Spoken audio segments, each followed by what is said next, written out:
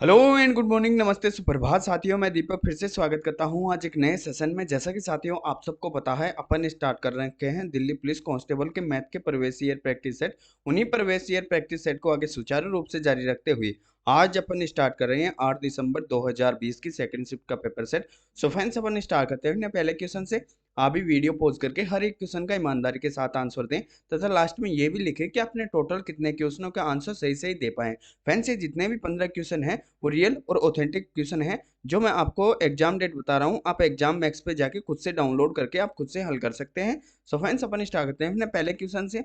2020 में जितने भी क्वेश्चन पूछे गए थे, हर एक स्टूडेंट्स की क्वेरी एक ही है, सर ये क्वेश्चन काफी कैलकुलेटिव क्वेश्चन पूछे गए थे। सो फ्रेंड्स, आप निसंकोच रहिए कि आगे भी आपको यही क्वेश्चन पूछे जाएंगे और इन्हीं पैटर्न पे क्वेश्चन पूछे जाएंगे। सो आप अधिक से अधिक रिवाइज करें इन प्रैक्टिस सेशन को, ताकि आपकी हर एक प्रश्नावली का रिवाइजन हो सके, ताकि और आपको ये भी पता चल सके कि दिल्ली पुलिस में नेक्स्ट टाइम अपन से किस लेवल के क्वेश्चन पूछ सकता है। सो फ्रेंड्स, अपन स्टार्ट करते हैं अपने पहले क्वेश्चन से। देखो, पहला क्वेश्चन क्या दे रखा है। एक कक्षा में विद्यार्थियों, लड़कों एवं लड़कियों का औसत आयु 16.8 वर्ष है। कक्षा में लड़कों की औसत आयु 17.6 वर्ष है, लड़कियों की औसत आयु 16.4 वर्ष है। तो कक्षा में लड़कों की संख्या तथा लड़कियों की संख्या के मध्य क्या अनुपात होगा। अब ये तो काफी इजी क्वेश्चन है, इजी क्वेश्चन है। यदि आपको पता चल गया कि इसको अपन एलिगेशन से करते हैं तब तो आपके लिए काफी इजी है। यदि आप एवरेज से करने बैठ जाओगे तो काफी कैलकुलेटिव क्वेश्चन बन सकता है, लेकिन अपन इसको कर लेंगे किससे, एलिगेशन से। एलिगेशन बोले तो मिश्रण से। चलो फ्रेंड्स करते हैं। तो ये हो गया क्या, ये हो गया, इधर मेल कर लेते हैं, इधर हो गए फीमेल। तो देखो ये बोल रहे हैं कि देखो कक्षा में विद्यार्थियों की औसत आयु यानी कि टोटल सभी की तो है 16.8, तो एलिगेशन में बीच में लिख लेते हैं सभी के 16.8। अब देखो मेल वाली लिख लेते हैं, लड़कों की औसत आयु 17.6 है, 17.6 है। तो और फीमेल्स की कितनी है, 16.4, ये महिला हो गई 16.4। तो एलिगेशन कैसे करते हैं, इसको इसमें से, इसको इसमें से। तो देखो 16.8 में से 16.4 गया तो 0.4 बच गया। इधर देखो 17.6 में से 16.8 गया तो 0.8 बच गया। पॉइंट से पॉइंट कट गया, 4 एकम 4 और 4 दूनी 8। तो रेशियो क्या आया, 1:2। और यही क्या है अपना, यही अपना राइट आंसर है कि 1 अनुपात में तो लड़कों की संख्या और 2 अनुपात में लड़कियों की संख्या। काफी इजी क्वेश्चन था फ्रेंड्स। चलते हैं नेक्स्ट क्वेश्चन पे। सो फ्रेंड्स, अपना नेक्स्ट क्वेश्चन दे रखा है, एक निश्चित धनराशि के लिए एक निश्चित ब्याज दर पर 2 वर्ष के लिए वार्षिक रूप से चक्रवृद्धि होने वाले चक्रवृद्धि ब्याज 1996.80 है तथा उसी धनराशि के लिए उसी ब्याज दर पर उसी समय अवधि का साधारण ब्याज 1920 है। उस धनराशि के लिए वार्षिक रूप से चक्रवृद्धि होने वाले ब्याज दर पर 3 वर्ष बाद मिश्र धन क्या होगा। काफी इजी क्वेश्चन है। देखो फ्रेंड्स, आप ये तो जानते हो, ये तो जानते हो एसआई हर वर्ष बराबर होता है। एसआई यानी कि ये है साधारण ब्याज, साधारण ब्याज हर वर्ष बराबर होता है। लेकिन ये देखो समान अवधि के लिए, तो अवधि कितनी थी, 2 वर्ष। तो यहाँ 2 वर्ष के लिए एसआई कितना है, 1920, 1920। तो यानी कि ये क्या हुआ है, हर वर्ष के लिए बराबर होता है। तो फर्स्ट ईयर का कितना हो गया, फर्स्ट ईयर का हो गया कितना, 1800 क्या दे, 900, और ये 950, 960 हो गया। यानी फर्स्ट ईयर 960, सेकंड ईयर 960। और अपन कंपाउंड इंटरेस्ट कैसे निकालते हैं, यानी कि सिंपल, यानी कि ये हो गया चक्रवृद्धि ब्याज कैसे निकालते हैं। फर्स्ट ईयर तो जो अपना सीआई और अपना एसआई दोनों बराबर होते हैं, पहले वर्ष तो और दूसरे वर्ष इसका भी इंटरेस्ट हो जाता है, दूसरे वर्ष इसका भी इंटरेस्ट हो जाता है। तो देखो 2 वर्ष का तो ये तो एसआई समान हो गया और सीआई भी समान हो गया। अब दूसरे वर्ष इसका भी ब्याज लग जाता है, तब अपन 3 मेथड से करते हैं तो इसका भी ब्याज लग जाता है। तो देखो सिंपल अपन क्या करेंगे, 1996.80 में से क्या घटा देंगे, 1920, 1996.80 में से अपन घटा देंगे 1920। अब देखो ये एक्स्ट्रा आ जाएगा, एक्स्ट्रा आ जाएगा तो ये 80.6 और 9 में से दोगे 7। अब ये देखो अधिक है, ये अधिक है किस पे, ये इसी का तो ब्याज आएगा, सीआई इसी का ब्याज आएगा 76.80, 76.80। तभी तो अपन 2 वर्ष का ब्याज बता सकते हैं, 960 प्लस 960 और 76.80, तभी तो जाके कितने हुए, 1996.80 हुए। अब देखो ये 900 अपन क्या निकाल रहे हैं, रेट। तो किस पे है ये 76.80, 960 पे, तो बटे में आ जाएंगे 960 और इंटू के लिए 100, इंटू के लिए 100 कर लेते हैं। तो ये 2 जीरो से ये 2 जीरो कट जाएगी, 2 जीरो से ये 2 जीरो कट गई। अब देखो यानी कि ये पॉइंट हटाने के लिए मैं 2 जीरो लगा लिया, तो 1 2 3 1 2 3 कट गया। अब 8 से काट लेता हूँ, 8 एकम 8, 8 दूनी 16। अब इसको भी काट लेता हूँ, तो 8 8 नाम 72 और 8 छिके 48, ये हो गया ना।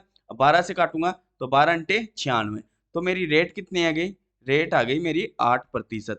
सो आई होप कि आपको ये 8% कैसे आया समझ में आ गया होगा। अब देखो, अब नेक्स्ट स्टेप पे चलते हैं। अब अपने को क्या पता करना पड़ेगा, अपने को बताना है मिश्रधन। तो पहले ये भी पता होना चाहिए कि मूलधन कितना है, मूलधन कितना है ये भी तो पता होना चाहिए। तो मूलधन निकाल लेते हैं। तो प्रिंसिपल बराबर क्या होगा, एस आई इंटू 100, ऐसा ही होता है मूल, या ऐसा ही होता है साधारण ब्याज, एस आई इंटू 100 बटे रेट इंटू टाइम।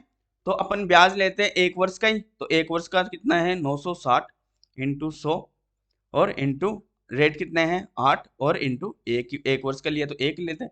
8 से काटूंगा तो 8 एकम 8 और 8 दूनी 16, तो 12,000 क्या आ गया, 12,000 आ गया मेरा प्रिंसिपल। अब प्रिंसिपल मेरा 12,000 आ गया तो कुछ भी निकाल सकता हूँ।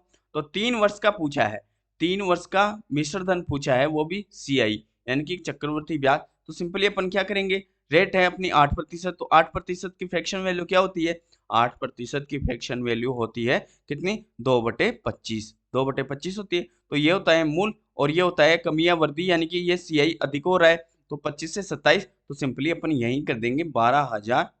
मिश्रधन पूछा है तो 27/25, और इसको कर देंगे कितनी बार, 3 बार, 27/25 और 27/25। इसको हल करते ही अपना राइट आंसर आएगा कौन सा, ये देखो फोर्थ ऑप्शन वाला 15,116.54। आप इसको हल कर लेना, यदि यानी कि नहीं तो अपन बेसिक से करने बैठे तो काफी टाइम हो जाएगा। देखो फ्रेंड्स, ये जितने भी क्वेश्चन है, जब तक आपका बेसिक कंप्लीट नहीं है आप इन क्वेश्चन को 1% भी नहीं निकाल सकते, ताकि आपकी स्पीड बन सके। इसलिए इन सेट को आप बार बार निकालिए ताकि स्पीड आपकी निरंतर रूप से बनी रही। तो चलते हैं अपने नेक्स्ट क्वेश्चन पे। सो फ्रेंड्स, अपना नेक्स्ट क्वेश्चन देखो, काफी मोस्ट क्वेश्चन है और आगे भी वेरी मोस्ट लगा लो, आगे भी ये क्वेश्चन पूछा जाएगा। देखो क्या दे रखा है, आप इसको बेसिक तरीके से समझना। ये एक होल दे रखा है, एक होल 14 मीटर लंबा 11 मीटर चौड़ा, यदि फर्श और छत का क्षेत्रफल, फर्श और छत का क्षेत्रफल का योग, फर्श और छत के क्षेत्रफल का योग चारों दीवारों के क्षेत्रफल के योगफल के बराबर है, तो होल का आयतन कितना होगा। तो देखो, यदि चारों दीवारों को और ऊपर नीचे को ले ले तो ये क्या बन रहा है, ये बन रहा है एक घनाभ, ये एक क्यूबिक बन रहा है, तो घनाभ बन रहा है। तो देखो, फर्श और छत दोनों समान होगी, दोनों समान ही तो होगी। देखो ये सपोज ये आयताकार बन गई, ये आयताकार, ये फर्श बन गया मेरा। तो ये तो है 11 चौड़ा और लंबा है 14, तो इसी शेप में मेरी छत होगी, इसी शेप में मेरी छत होगी। तो इसका क्षेत्रफल क्या होगा, इसका क्षेत्रफल लंबाई इंटू चौड़ाई, आयत का क्षेत्रफल ये हो गया। और इसको मैं 2 से गुना कर दूंगा तो फर्श का भी आ गया और छत का भी आ गया। तो 2 लंबाई कितनी है 14 इंटू ऊंचाई कितनी है 11, ये तो हुआ। अब बराबर कर देते हैं, बराबर किसके कर देते हैं, ये बोल रहे हैं फर्श और छत के क्षेत्रफल का योगफल चारों दीवारों का। तो चारों दीवारों का क्या होगा, या चारों दीवारों को हो गया CSA, यानी कि कर्व सरफेस एरिया हो गया।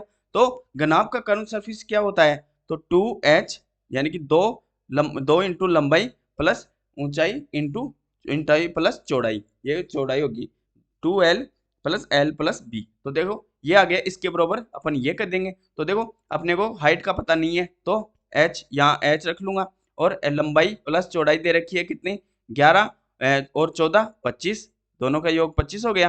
तो ये ऐसे कैसे ले लेता हूँ, क्योंकि घनाभ में लंबाई और चौड़ाई तो समान रहेगी। तो देखो ऊंचाई ज्ञात करनी पड़ेगी मुझे, क्योंकि मुझे बताना है इसका वॉल्यूम। तो वॉल्यूम क्या होता है, वॉल्यूम क्या होता है L B और H, यानी कि लंबाई इंटू चौड़ाई इंटू ऊंचाई, ये होता है घनाभ का वॉल्यूम। अब देखो इसको अपन ने हाइट मिल गई तो निकाल लेंगे। तो देखो 25 से है, तो देखो इसको काट लेते हैं, 2 से तो ये 2 कट गया।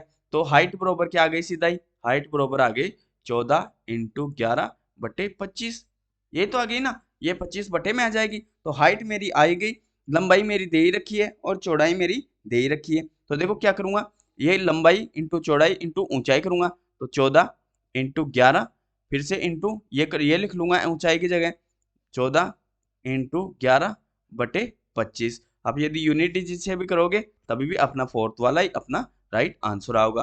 तो आप खुद भी इसे काट के हल कर सकते हैं, यदि ये ऐसे काटने बैठ गए तो काफी टाइम लग जाएगा। तो देखो ये कैलकुलेटिव वाले क्वेश्चन है, आपको पहले तो बेसिक तरीका समझना पड़ेगा और आप कैलकुलेशन को विद इन सेकंड कैसे कर सकते हो वो भी आपको अधिक से अधिक समझना पड़ेगा। तो चलते हैं अपने नेक्स्ट क्वेश्चन पे। तो फ्रेंड्स अपना नेक्स्ट क्वेश्चन दे रखा है, देखो आप भी वीडियो पॉज करके खुद से हल करने की कोशिश करिए। देखो क्या दे रखा है, एक फल विक्रेता के पास कुछ सेब हैं, तो माना मेरे पास उसके पास कितने सेब हैं, 100 मान लेता हूँ, 100% मान लेता हूँ। तो ये बोल रहा है उसने 30% सेब बेच दिए, उसने 30% सेब बेच दिए, तो 30% सेब बेच दिए तो बचे कितने, 70% मान लेता हूँ, 70%। तो देखो ये क्या बोल रहा है, बेच दिए। अभी भी उसके पास 245 सेब हैं, तो आरंभ में उसके पास कितने सेब थे, तो अपन देखो तीनों की जीरो हटा लेते हैं तो रेशो में आ जाएगी। तो ये एक एक जीरो उठा लिया तो 7 और 3 10, यानी कि योग 10 आ रहा है, और 7 और 3, तो ये बोल रहा है कि अभी भी उसके पास कितने बच रहे हैं, 245। तो वैसे 7%, तो 7 बरोबर 245, तो 1 बरोबर 7 का भाग दे दूंगा, और टोटल टोटल पता करना है तो 10 से गुना कर दूंगा, तो 7 × 21, 7 पंजे 35, और 10 से गुना करूंगा तो 350 क्या है उसके पास, पहले टोटल कितने की संख्या थी 350, और 350 अपने सी ऑप्शन में दे रखा है। काफी एजुकेशन हो गया ना, चलते हैं नेक्स्ट पे। बस आई होप कि आपको समझ में आना चाहिए। सो फ्रेंड्स हमारा नेक्स्ट क्वेश्चन दे रखा है, 2 अंकों वाली एक संख्या तथा इन अंकों को आपस में प्रतिस्थापित करके प्राप्त होने वाली संख्या के मध्य अंतर 54 है। यदि संख्या के अंकों का योग 1:3 है तो उस संख्या के अंकों का योगफल और अंतर के मध्य कितना अंतर होगा। यानी कि अपने को दोनों अंकों का पहले तो योग करना है, फिर दोनों अंकों का अंतर करना है, फिर उन दोनों का भी अपने को अंतर बताना है। अब देखो ऐसे क्वेश्चन आपको पहले ही बता देता हूँ, एक कॉन्सेप्ट पता होना चाहिए।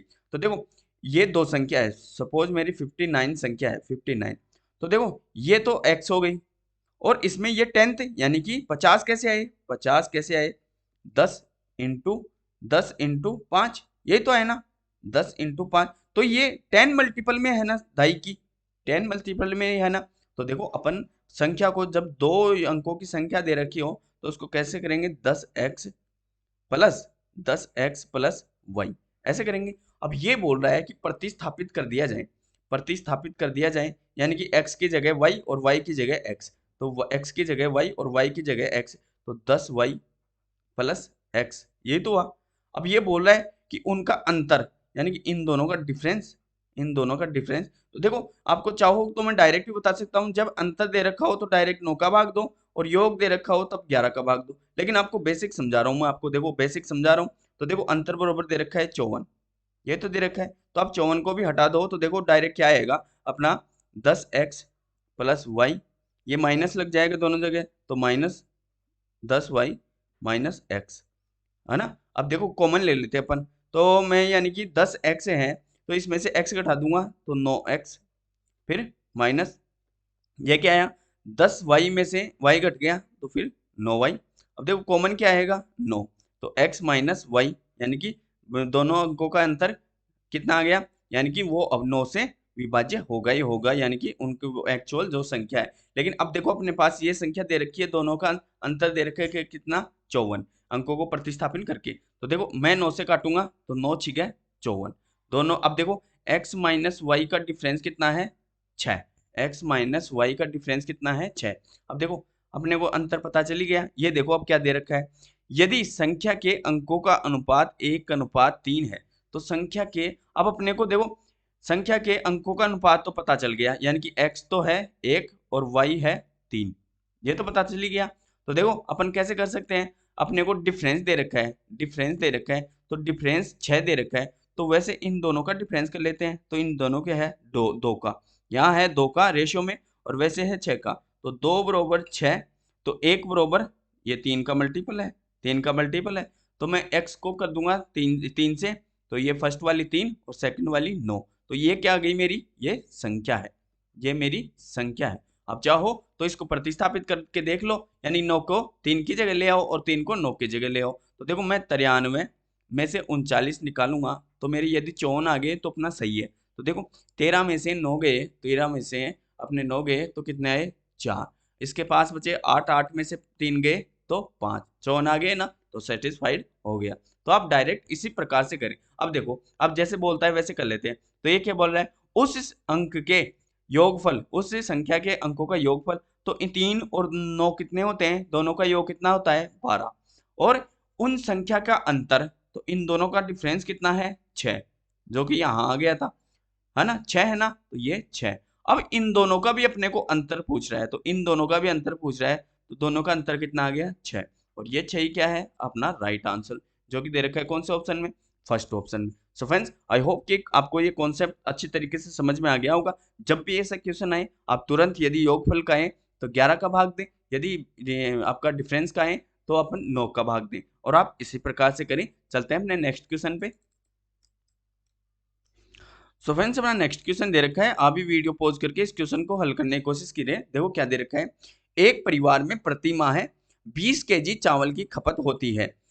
चावल के मूल्य में 35% की वृद्धि होने पर परिवार के चावल की खपत इतनी कम हो जाती है कि चावल पर होने वाले खर्च में केवल 8% की वृद्धि होती है। चावल के मूल्य में वृद्धि होने के कारण प्रति माह चावल की नई खपत कितनी होगी। अब देखो काफी, यानी कि वैसे तो काफी कैलकुलेटिव क्वेश्चन है यदि आप इसको बेसिक से करने बैठे, लेकिन अपन बेसिक से प्रवेश ईयर में जब ये सेट नंबर 2 या 3 में आया था शायद, अब उसमें बेसिक से समझा दिए थे, लेकिन फिर आपको ट्रिक से बताया था। तो कैसे करते हैं, अपन करते हैं, देखो P1 इंटू C1 बटे X1, यही तो होता है, यही तो बताया था, बराबर होता है P2 इंटू C2 बटे X2। अब देखो P होता है प्राइस, ये कंजप्शन यानी कि उपभोग, और ये एक्सपेंसेस यानी कि खर्चा। अब देखो कर लेते हैं, ये क्या बोल रहा है, ये बोल रहे हैं कि 20 केजी की खपत होती है, 20 केजी की खपत होती है।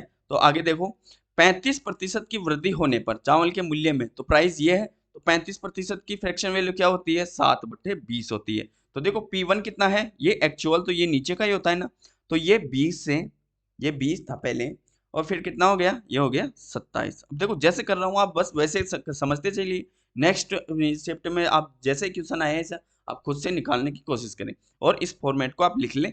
इसी प्रकार से आपके हर एक शिफ्ट में क्वेश्चन पूछे जाएंगे, चाहे आप जीडी मान लो या फिर दिल्ली पुलिस में, तो ऐसे कैलकुलेटिव क्वेश्चन आपको सामना आपको करना ही पड़ेगा। अब देखो आप प्राइस लिख लिए, अब कंजप्शन करते हैं। तो कंजप्शन क्या दे रखा है, पहले 20 केजी था, 20 केजी, फिर बाद में कितनी कम हुई उसका अपने को पता नहीं, तो इंटू 20। अब 20 से कितना कम हुआ ये बराबर में दे रखा है, तो इंटू 20 माइनस एक्स। अब ये इसका अपने को पता नहीं कितना कम हुआ, अब बटे दे रखा है, बटे क्या है एक्सपेंसेस। तो ये क्या बोल रहा है, खर्च में केवल 8% की वृद्धि हुई, तो 8% की वृद्धि यानी कि 2/25, ये तो तय। तो पहले कितनी थी 25, और अब कितनी हो गई, यानी कि 2 वृद्धि हो गई, तो अब कितनी हो गई 27, 27 हो गई ना। अब देखो काट लेते हैं, तो 27 से ये 27 कट गए, पचम 25 और 5 चौक 20, फिर 5 से काटूंगा पचम 5 चौक 20, तो 4 चौक 16 बराबर 20 माइनस एक्स, 20 माइनस एक्स। अब ये एक्स क्या है, कितने की कमी हुई, एक्स क्या है कितने की कमी हुई, तो साफ दिख रहा है, यानी कि 16 के बराबर इसको करना है, तो 4 घटाऊंगा तभी 16 आएगा। तो सिंपली मुझे पता चल गया कि 4 की कमी हुई, 4 की कमी हुई। आप चाहो तो 20 को इधर लाओगे तो 4 आ जाएंगे। तो देखो वैसे भी दिख रहा है कि इधर इधर 16 है, तो इधर भी 16 बनाने के लिए x को -4 रखना पड़ेगा। तो देखो अब पूछ क्या रहा है, यानी कि कमी तो 4 की पता चल गई। यदि क्वेश्चन पूछता कमी कितने की होती तो 4 अपना राइट आंसर आता, लेकिन क्वेश्चन में क्या पूछा है, चावल के मूल्य में वृद्धि होने के कारण प्रति माह चावल की नई खपत पूछा है, नई खपत, यानी कि यहाँ कौन सी, यानी कि ये कम होके एक्चुअल ये पूरी कम होके यहाँ क्या लिखी जाएगी। तो ये देखो पहले कितनी थी, पहले थी 20, पहले कितनी थी 20, अब 20 में से मैं 4 घटा दूंगा, तो ये वाला ही अपना क्या आ जाएगा, ये वाला ही अपना राइट आंसर आ गया, जो कि फर्स्ट ऑप्शन में दे रखा है। आई होप कि आपको ये कॉन्सेप्ट समझ में आया होगा, आप इसी तरीके से निकालें जब भी ऐसा क्वेश्चन आए। तो चलते हैं अपने नेक्स्ट क्वेश्चन पे। सो फ्रेंड्स, अपना नेक्स्ट क्वेश्चन दे रखा है, एक गांव की जनसंख्या प्रथम वर्ष 10% की वृद्धि होती है और दूसरे वर्ष उसकी जनसंख्या में 12% की कमी होती है।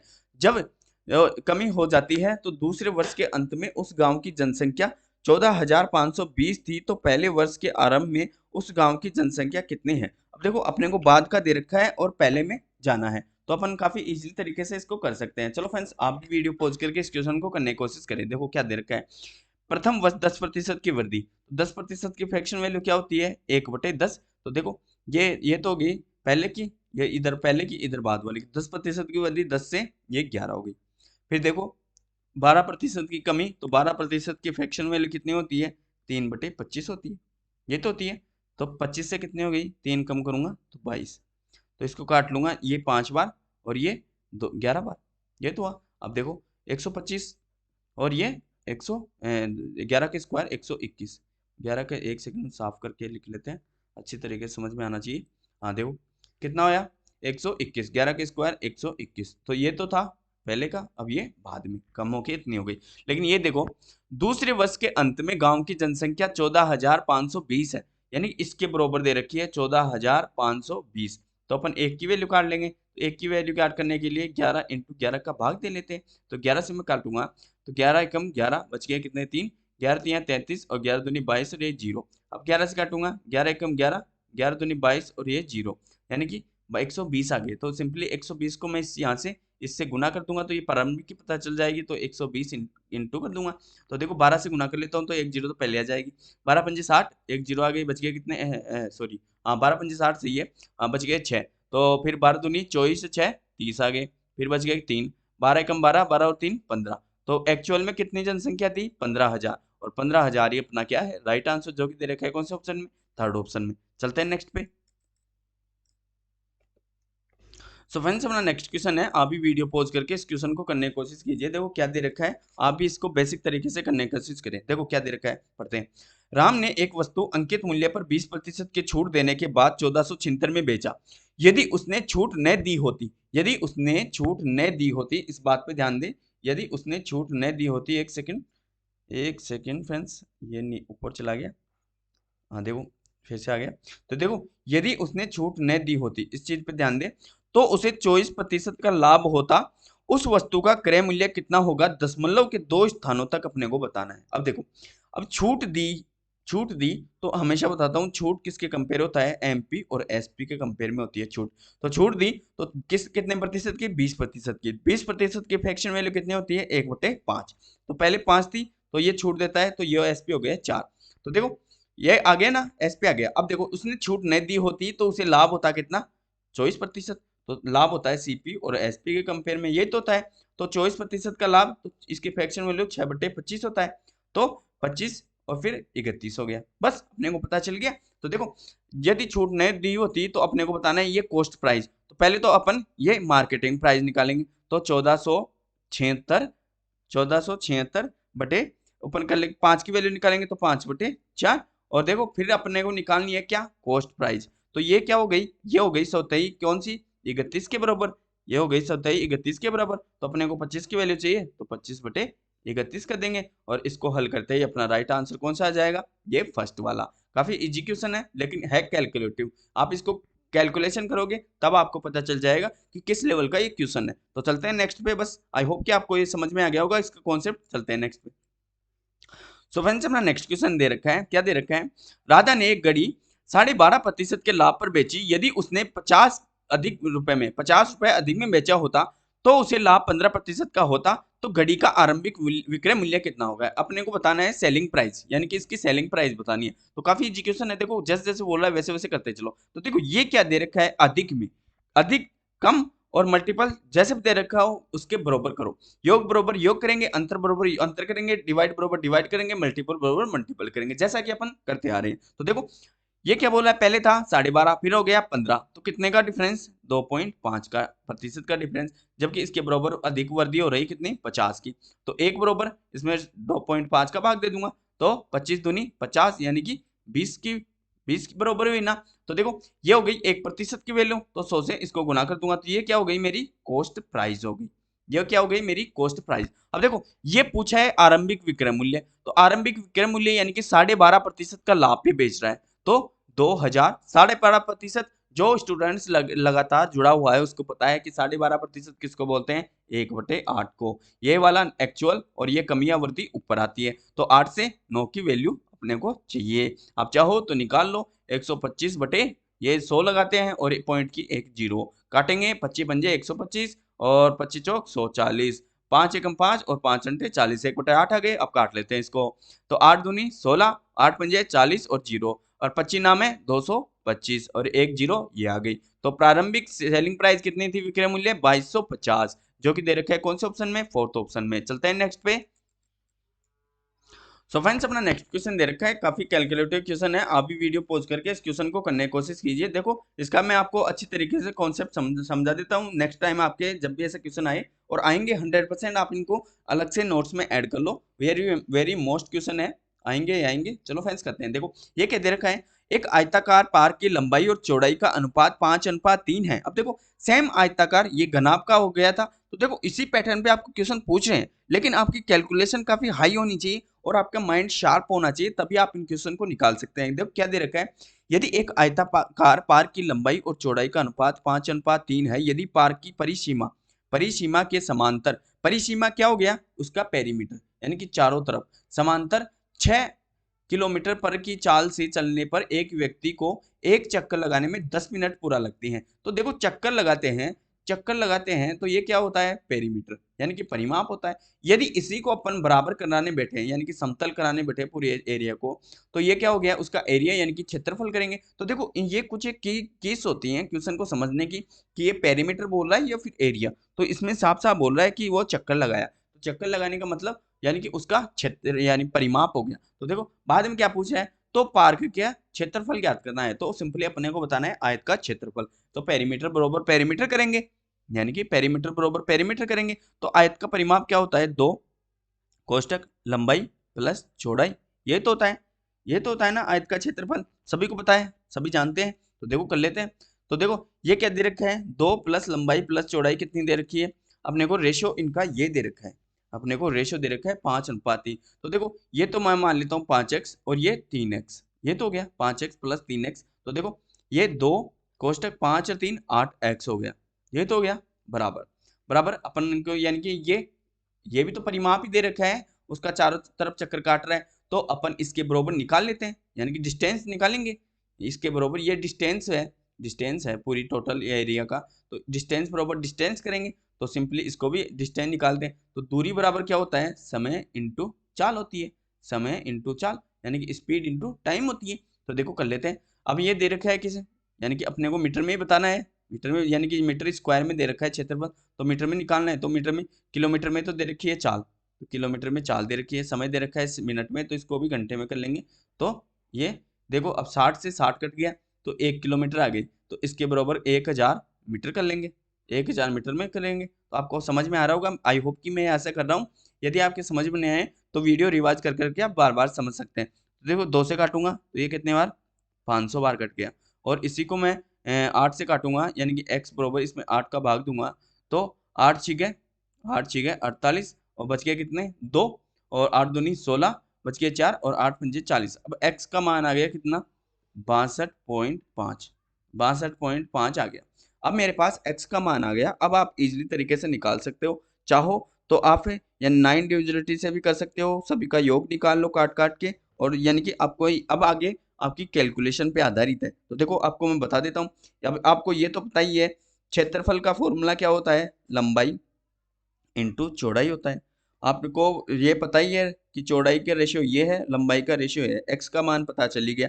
तो सिंपली अपन क्या करेंगे, 5 इंटू 62.5, फिर से इंटू, यानी कि ये तो हो गई मेरी यहाँ से यहाँ तक लंबाई हो गई, और ये चौड़ाई का हो गया, चौड़ाई का कितना है 3 इंटू, फिर इसको 62.5 से गुना करेंगे। तो इनको अपन गुना करेंगे तभी जाके अपना राइट आंसर क्या आएगा, 58,593, जो कि दे रखे है फर्स्ट ऑप्शन में। आप चाहो तो इसको गुणा करके देख लेना, यूनिट डिजिट देख लो 5 ही आएगा, क्योंकि ये यहाँ पे योग होता तब जाके लास्ट में 0 बनता, क्योंकि 5 से अपन किसी को भी गुना कर ले, लेकिन सम से गुना ना हो लास्ट में तो भी आके 0 आएगा। लेकिन अपना यूनिट डिजिट 5 का बन रहा है, और 9 से काटोगे तो अपना राइट आंसर जल्द से जल्द आ जाएगा। तो अपना राइट आंसर कौन सा आ चुका है, ए वाला। आई होप कि आपको ये क्वेश्चन अच्छी तरीके से समझ में आ गया होगा, इसका कॉन्सेप्ट। चलते हैं नेक्स्ट पे।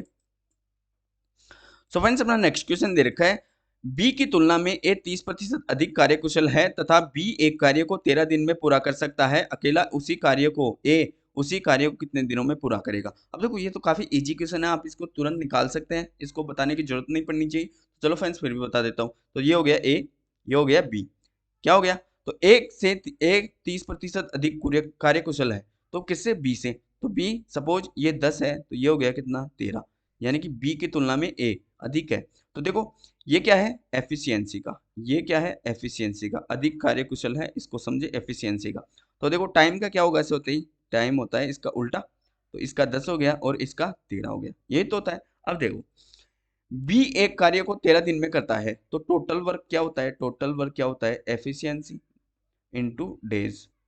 अब डेज दे रखे हैं किसके, बी के, तो बी की एफिशिएंसी से गुना कर देंगे, तो बी की एफिशिएंसी है 10 इंटू 13, ये तो दे रखा है, तो ये हो गया टोटल वर्क। अब ये बोल रहा है अकेले ए उसी कार्य को कितने दिनों में पूरा करेगा, तो ए की एफिशिएंसी है 13, तो 13 का सिंपल भाग दे देंगे, तो 13 से 13 कट गया, तो ए करेगा कितने में, 10 डेज में अपना ए कार्य करेगा, और 10 डेज कौन से ऑप्शन में दे रखा है, सेकंड ऑप्शन में। तो चलते हैं हमने नेक्स्ट क्वेश्चन पे।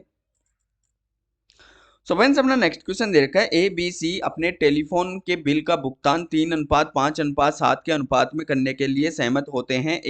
ए सप्ताह के माह में बिल के लिए 400 का भुगतान करता है, बी दूसरे माह में बिल के लिए 560 का भुगतान करता है, सी तीसरे माह में 840 का भुगतान करता है। खाते के समायोजन के लिए बी को कितनी राशि का भुगतान करना होगा। अब देखो ये काफी इजी क्वेश्चन है, एसएससी जीडी भी इस बार भर भर के इस हर शिफ्ट में ये क्वेश्चन पूछा था, और सीजीएल में भी ये क्वेश्चन आपके मेंस में भी आया हुआ है। तो देखो इसको पढ़ने में आपको कैलकुलेटिव लग सकता है, इसको ओनली पढ़ने में कैलकुलेटिव लग सकता है, लेकिन आप धरातल पे इस क्वेश्चन को करोगे तो काफी इजी क्वेश्चन है। अब देखो बताता हूँ, तो देखो कैसे है, तो देखो इनका टोटल कर लो, तो यहाँ पहले तो लिख लो ए बी और सी। अब इनको करना है 3:5:7 के रेशियो में एक पर्टिकुलर बिल पे करना है। तो देखो ए किया 400 का, ए किया 400 का, बी किया 560 का, इधर ऐड कर लो, सी किया 840 का, इनको ऐड करूंगा 0 0, और 8 और 5 13, 13 और 4 17 और 1 18, तो 18 टोटल किया 1800। तो टोटल बरोबर टोटल कर देंगे, तो 7 5 12, 12 और 3 15, तो 15 बरोबर 1800, 15 बरोबर 1800, तो इसको गुना कर लेते हैं, 15 एकम 15, 15 दूनी 30, 1 बरोबर 120 आ गया। तो सिंपली अपन इससे गुना कर देते हैं, तो 12 3 36, ये तो करेगा 360 का, और 12 पंजे 60, ये करेगा 600 का, और 12 संते 84, ये करेगा 840 का। अब देखो जो पूछा है अपने को सिंपली वही बताना है। तो खाते के समायोजन के लिए बी को कितनी राशि का भुगतान करना होगा। तो देखो बी ने कितना किया 560 का, करना कितना था 600 का, तो कितने कम किया 40 रुपए, तो 40 रुपए और बी को करना पड़ेगा। अब देखो इसी क्वेश्चन ने पूछता कि ए को कितना भुगतान करना पड़ेगा, तो ए कितना किया, एक किया 400 का, एक किया 400 का, लेकिन कर दिया कितना, यानी कि उसे करना कितना था, उसे करना था 360 का, कर दिया कितना अधिक 40 का, तो तभी तो जाके इसमें समायोजन हुआ, तभी जाके इसमें समायोजन हुआ। तो इस ये तो अधिक कर दिया ए और बी कम कर दिया, तो तभी जाके अंत में समायोजन हुआ, तभी जाके अंत में समायोजन हुआ। यदि इस क्वेश्चन में ये पूछता कि ए ने कितने अधिक कर दिए, तो 40 रुपए आ जाते, और सी वाले तो जो एग्जीक्यूटिव दे रखा है वही अपने यहाँ देखो 840 दे रखा है। सो आई होप कि आपको ये समझ में आ गया होगा, और आगे भी ये मोस्ट क्वेश्चन है, हर एक एग्जाम में आपको भर भर के ऐसे क्वेश्चन देखने को मिलेंगे। चलते हैं नेक्स्ट पे। सो फ्रेंड्स अपना नेक्स्ट क्वेश्चन दे रखा है, दो स्थान ए और बी के मध्य की दूरी 190 किलोमीटर है। एक बस स्थान ए से सुबह 6 बजे प्रस्थान करती है, स्थान बी से की ओर 40 किलोमीटर पर हॉर्स की चाल से चलती है। दूसरे स्थान बी से सुबह 7 बजे प्रस्थान करती है, और स्थान ए की ओर 50 किलोमीटर पर हॉर्स की चाल से चलती है। तो दोनों बसें कितने बजे एक दूसरे से मिलेगी। अब देखो काफी इजी क्वेश्चन है, आप चाहो तो इसको कैलकुलेटिव बना सकते हो, लेकिन काफी इजी है। जैसे डायग्राम देना है अपने को सिंपली वैसे बना लेते हैं। तो ये कोई डिस्टेंस है, ये कोई डिस्टेंस है, तो मैं इसको मान लेता हूँ ये क्या है, दो स्थान ए और बी, तो ये हो गया ए, ये हो गया बी, ये हो गया ए और ये हो गया बी। अब देखो एक बस बोल रहा है, क्या बोल रहा है, एक बस सुबह 6 बजे से ए स्थान से, तो ए स्थान से चलती है, तो ये यहाँ से चली, ये यहाँ से चली, और कितने बजे 6 AM चली, तो और इसकी स्पीड कितनी है 40 किलोमीटर पर हॉर्स, यही तो है, यही तो है। और अब देखो बी स्थान से चलने वाली की कर लेते हैं, तो बी स्थान से देखो क्या बोल रखा है, स्थान बी की ओर से 40 किलोमीटर पर हॉर्स की चाल से चलती है, और ये तो हो गया 40 वाली, तो ये दूसरे स्थान बी से सुबह 7 बजे, तो ये यहाँ से कितने बजे चलेगा, ये चलेगा 7 बजे, तो ये 7 AM चलेगा, और कितनी 50 किलोमीटर पर हॉर्स से, 50 किलोमीटर पर हॉर्स से। अब देखो टोटल डिस्टेंस कितनी है, टोटल डिस्टेंस है 190 किलोमीटर। तो ये बोल रहा है दोनों कब मिलेंगे, तो दोनों कब मिलेंगे, तो देखो एक तो अपने को ये चल रहा है, एक तो इस साइड, एक इस साइड से, तो दोनों एक दूसरे की ओर आ रही हैं, तो ये विपरीत दिशा हो गई ना, एक तो इधर से आ रहा है, एक इधर से, तो दोनों का योग जोड़ के तब आपकी दूरी तय की जा रही है। तो देखो एक साथ अपने को पहले तो दोनों को 7 बजे बरोबर करना है, तो इसको भी मुझे 7 पे लाना पड़ेगा, यानी कि इसको भी 1 घंटे चलाना पड़ेगा ए स्थान से, तो इसको मैं 1 घंटे चलाऊंगा, तो ये पर घंटे में 40 किलोमीटर की दूरी तय करेगा, तो यहाँ तक 40 किलोमीटर की दूरी तय कर दिया। तो ये शेष डिस्टेंस कितनी बची? 150 ही बची ना, शेष डिस्टेंस 150 बची। अब देखो 7 बजे से चलेंगे, अब 7 तो बज चुके हैं यहाँ पे, अब 7 बजे से दोनों साथ चलेंगे, तो 7 बजे दोनों साथ चलेंगे, लेकिन कितनी किलोमीटर पर हो से, तो 40 तो इसकी है, 50 इसकी है, तो 90 150 किलोमीटर की दूरी तय करेंगे, कितने यानी कि 150 मीटर की किलोमीटर सही है, तो वो 90 किलोमीटर पर हॉर्स से तय करेंगे। तो अपन काट लेते हैं इसको, अपन इसको काट लेते हैं, तो 0 से 0, और ये 3 तिया 9 और 3 पंजे 15, तो इसको सिंपली मैं 60 से गुना कर दूंगा, तो अपना मिनट में पता चल जाएगा।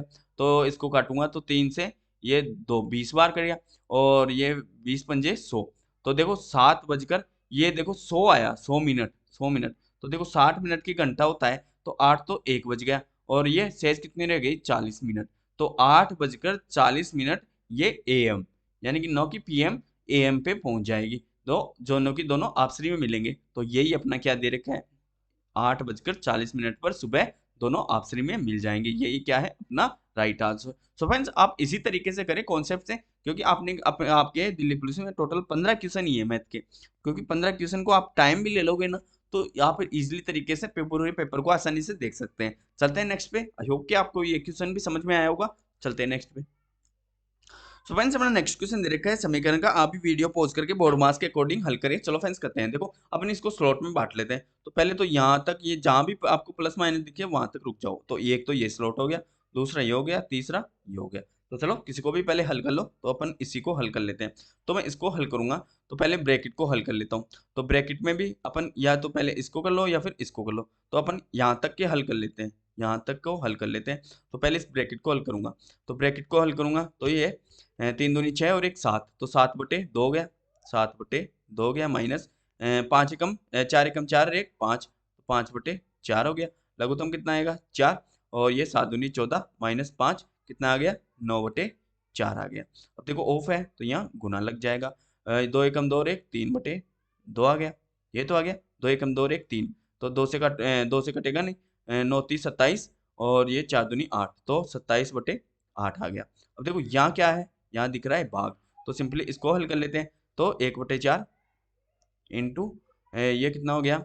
ये हो गया 2 एकम 2 और एक 3, तो 3/2 हो गया। अब यहाँ भाग है तो यहाँ गुना कर लेते हैं, यहाँ गुना कर लेते हैं, तो 27 तो नीचे आ जाएंगे और 8 ऊपर चले जाएंगे, ये 27 नीचे आ गए, तो देखो 8 से ये 8 कट गया, 3 से ये 3 नाम 27, तो सिंपली यहाँ से कितना आया? इतने इतने से इतने इतने से अपने आया 1/9 आया।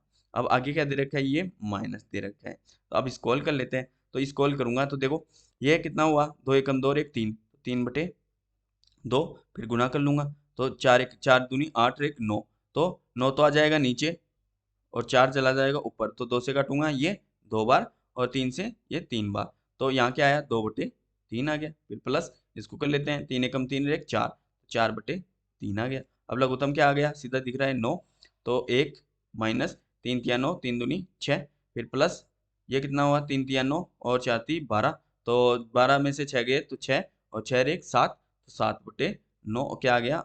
ये अपना राइट आंसर आ गया। तो इसका अंश और हर में यानी कि भिन्न अंश और ये यानी कि इसकी भिन्न कितने आ गए? 7/9, जो कि दे रखा है कौन से ऑप्शन में? ये देखो सेकंड ऑप्शन में। चलते हैं नेक्स्ट पे। तो फ्रेंड्स अपना नेक्स्ट क्वेश्चन दे रखा है, आप भी वीडियो पॉज करके इस क्वेश्चन को हल करने की कोशिश करें। चलो फ्रेंड्स करते हैं, आई होप कि आपने क्वेश्चन करने की कोशिश की होगी। देखो करते हैं, 3 पक्षी, एक सेकंड, 3 पक्षी जंगल की परिधि के समांतर उड़ रहे हैं, 3 पक्षी जंगल की परिधि के समान उड़ रहे हैं। अब आप इस क्वेश्चन को देख के डरे ना, आप काफी इजी क्वेश्चन दे रखा है, ये कुछ आपको केवल डराने को दे रखा है परिधि वगैरह, लेकिन ये से कुछ लेना देना नहीं है। अपन करते हैं, देखो वे एक चक्कर 27 मिनट, 45 मिनट और 60 मिनट में पूरा करते हैं। यदि वे एक साथ उड़ना आरंभ करते हैं तो कितने समय बाद आरंभ स्थिति में दोबारा मिलेंगे? तो देखो काफी इजी क्वेश्चन है, जब भी ऐसा क्वेश्चन दे रखा हो तो सिंपली क्या निकाल देंगे, सिंपली अपन निकाल देंगे उसका एलसीएम। एलसीएम निकाल लेते हैं बस। तो एलसीएम निकालते हैं, तो चलो फ्रेंड्स अभी एलसीएम निकालने की कोशिश करें। तो एलसीएम अपन सोते हैं ऐसे निकालते हैं। तो ये निकालिए एलसीएम, तो 27, 45 और 60 का एलसीएम। तो इसको पहले काट लेता हूँ किससे, 3 से। तो 3 नाम 27, ये 15 बार, और ये कितने हो गए, 20 बार। तो फिर किससे कटेगा, फिर 3 से कट जाएगा। तो 3 से काटूंगा, 3 तिया 9 और 3 पंजे 15, और ये 20 के 20 आ गया। फिर काट लेता हूँ किससे, 5 से कट जाएगा। तो 5 से कटेगा, ये 3 के 3 आ गए, 1 आ गया, और ये 5 चौक 20 आ गया। तो देखो यह कितना हो गया, 3 चौक 12, 12 पंजे 60 हो गए, और 36 18, और 18 3 54, यानी कि 540 हो गए। तो 540 मिनट बाद वे आरंभ स्थान पर दोबारा मिलेंगे। और ये क्या आ गया, ये देखो अपना राइट आंसर आ गया। तो ये तो काफी इजी क्वेश्चन है फ्रेंड्स। दिल्ली पुलिस 2020 में जितने भी क्वेश्चन थे वैसे हैं कॉन्सेप्ट इजी, लेकिन आपको उनको बेसिक तरीके से जब तक आपको समझ में नहीं आएगा तब तक आप प्रवेश ईयर में जितने भी स्टूडेंट कर पाए थे 5-6 क्वेश्चन, आप उतने ही मुश्किल तरीके से कर पाओगे। यदि आपको टोटल 15 में से 15 नंबर चाहिए तो आपको हर एक क्वेश्चन का कॉन्सेप्ट आपको बेसिक तरीके से समझना ही होगा। सो फ्रेंड्स अपने टोटल 15 क्वेश्चन हो गए। यदि आपको हर एक क्वेश्चन का कॉन्सेप्ट अच्छा लगे और ये वीडियो आपकी एग्जाम के लिए बेनिफिट लगे तो आप निसंकोच इस वीडियो को अधिक से अधिक शेयर करें तथा इस चैनल को आप सब्सक्राइब करें। धन्यवाद फ्रेंड्स, आपका दिन मंगलमय हो।